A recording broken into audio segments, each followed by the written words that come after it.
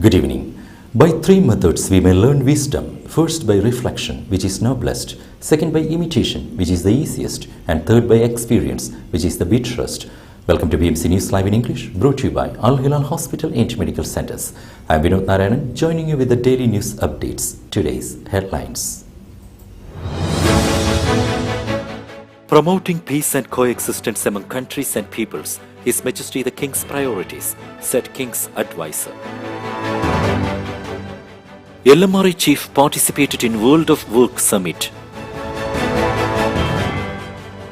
Quality medicines at stable prices ensured by health regulator. New visa scheme to be launched in Saudi Arabia for GCC residents. Women in Saudi Arabia must cover hair and neck in ID photos.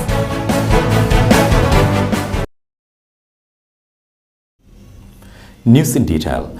Promoting peace and coexistence among countries and peoples, His Majesty the King's priorities, said King's advisor. Advice to His Majesty the King for Diplomatic Affairs, Sheikh Khalid bin Ahmed bin Muhammad Al Khalifa, has affirmed that the consolidation of the values of coexistence and peace among countries and people, as well as the support for dialogue aimed at achieving rapprochement and mutual understanding, are among the most important priorities and pillars of His Majesty King Hamad bin Isa Al Khalifa's policies. Sheikh Khalid bin Ahmed also commended the unwavering interest of His Royal Highness Prince Salman bin Hamad Al Khalifa, the Crown Prince and Prime Minister, in establishing joint action and collective cooperation based on the respect for pluralism, communication and fruitful openness to various peoples and cultures.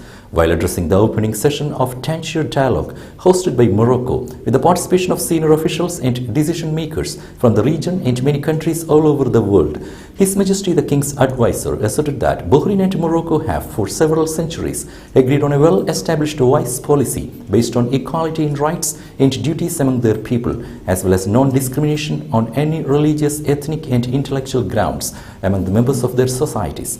They also work together to enhance security, peace and stability in the region by spreading the culture of coexistence, dialogue and understanding as basic principles of joint action, he said, adding that they seek to foster rapprochement and communication among the countries of the region in a way that would benefit everyone and meet the aspirations of people for progress and prosperity. LMRI chief participated in World of Work Summit. Chief Executive Officer of the Labour Market Regulatory Authority and Chairman of the National Committee for Combating Trafficking in Persons, Jamal Abdulaziz Al-Alawi, participated in the World of Work Summit held on the sidelines of the International Labour Conference.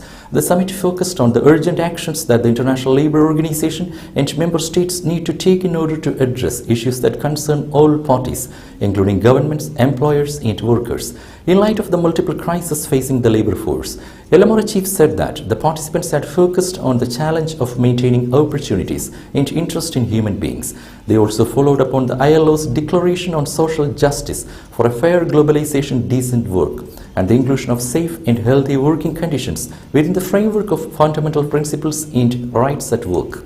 Al-Alawi stressed the importance of the Kingdom's participation in the summit as it provides a platform to highlight the achievements of the Bahraini labour market, contributing to preserve the rights of all parties during the spread of the COVID-19 pandemic. In this regard, he said that the Kingdom had dedicated its efforts to confront the negative repercussions of the pandemic in cooperation between the government and all production parties. Industry Minister attended WTO Arab Group meeting. Industry, Commerce and Tourism Minister Zayed bin Rashid Al Zayani attended the consultative meeting of Arab countries, members of World Trade Organization, with WTO Director General Nikose Okonjo-Iweala. The meeting, which was on the sidelines of the second WTO Ministerial Conference, was also attended by Bahrain Parliament representative to the UN office and other international organizations in Geneva, Dr. Yusuf Abdul Karim Bushiri, and Assistant Under Secretary for Local and External Commerce, Sheikh Hamad bin Salman Al Khalifa. The meeting focused on discussing the expected outcome of the WTO Ministerial Conference, scheduled to be held on June 12 to 15.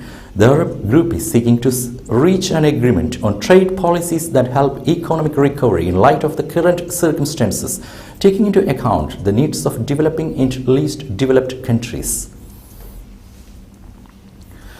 Community Building Conference focuses on role of society in applying humanitarian and citizenship values.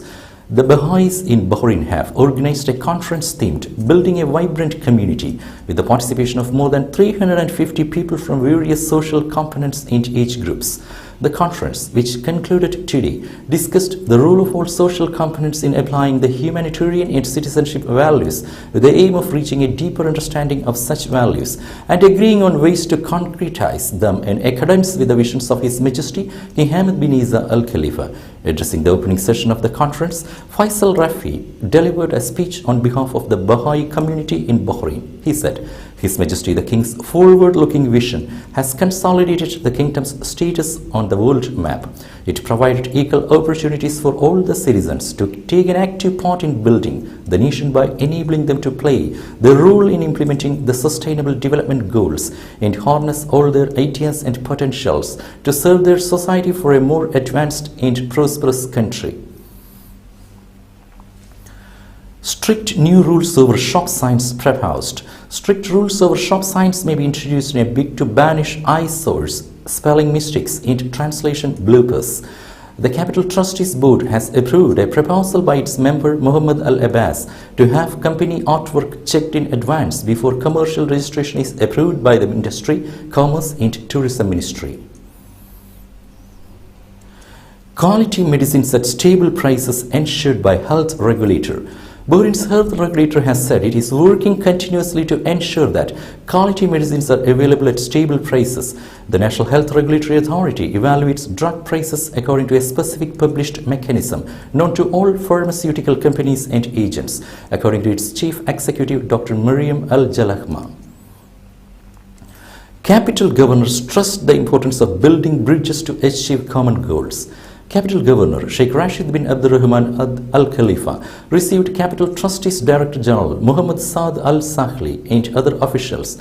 The delegation expressed congratulations to Sheikh Rashid bin Abdurrahman Al Khalifa on his appointment as Capital Governor, wishing him success in his duties. On this occasion, the Capital Governor stressed the importance of building bridges and stepping up coordination with the Capital Trustees to achieve common goals, cater to citizens' needs, and develop public amenities and services.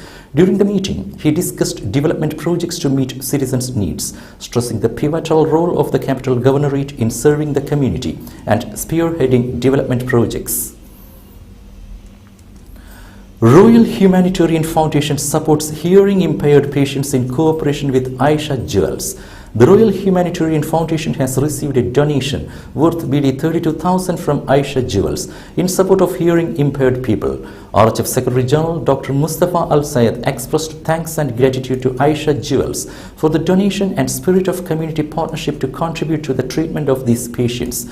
The company manufactured a special set of jewelry, the proceeds of which were allocated to the Giving Initiative, which aims to support hearing-impaired people and enable them to purchase hearing devices and cochlear implants. This is the second year Aisha Jewels makes a substantive donation in support of the Giving Initiation as part of cooperation with the Royal Humanitarian Foundation.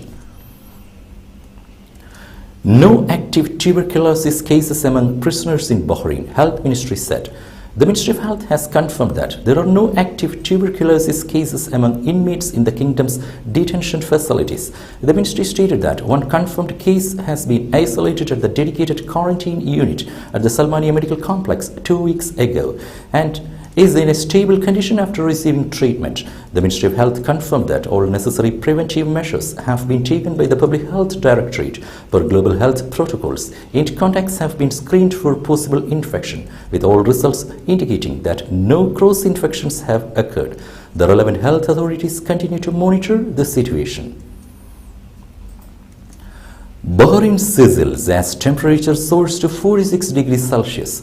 Heat wave conditions in several parts of Bahrain yesterday saw temperatures soaring to 46 degrees Celsius, which, according to popular opinion, heralds a blazing summer. The Meteorological Department of the Ministry of Transport and Communications reported yesterday that temperatures soared to 46 degrees Celsius. Humidity reached 80%, where the minimum temperature was around 29 degrees Celsius.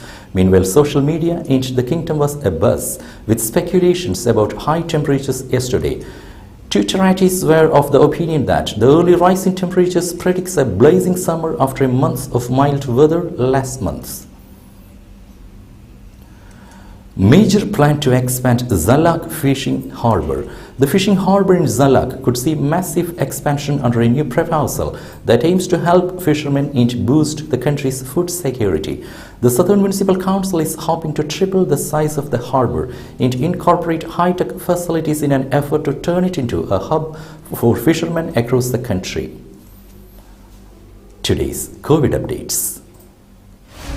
COVID updates brought to you by Al Hilal Hospital and Medical Centers.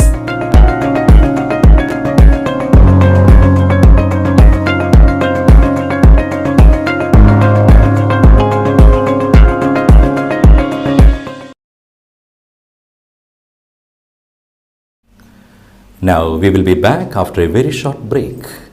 All your favorite products under one roof in Bahrain. At 27-year-old Megamart and Macromart. Bakery, fresh meat and fish, fruits and vegetables, sweets and snacks, ready-to-eat foods, dairy products, grocery or consumer goods. Megamart and Macromart, full of goodness.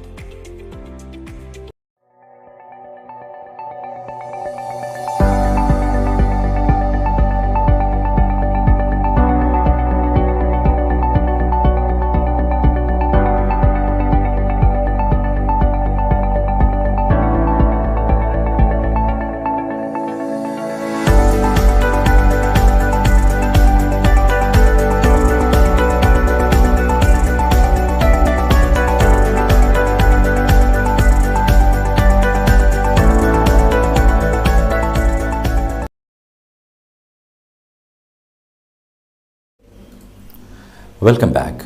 New visa scheme to be launched in Saudi Arabia for GCC residents. A new visa regime will be introduced for GCC residents soon, Saudi Arabia's Minister of Tourism Ahmed Al-Khatib said. In an interview with a television channel on Wednesday, he said that the tourist visas launched by the country in 2019 still exist. He added that there are no specific restrictions for tourists coming in as of now. Women in Saudi Arabia must cover hair and neck in ID photos. It is not true that women in Saudi Arabia can show their hair or necks in civil status ID card photos, according to Muhammad Al-Jasser, spokesman for the Civil Status Department in the Kingdom. The Council of Ministers has approved amendments to the regulations of the civil status system, with Article 17 no more stating that it is obligatory for women to cover their hair and necks in photos for civil status ID cards. Only females between the ages of 10 and 14 years old can appear in ID photos with their hair uncovered, although older women with certain health conditions might also be eligible for exemption. Saudi thwarts 3 Captagon smuggling operations. Authorities in Saudi Arabia said they have thwarted 3 operations to smuggle thousands of Captagon pills at Al Haditha fort in the kingdom's north.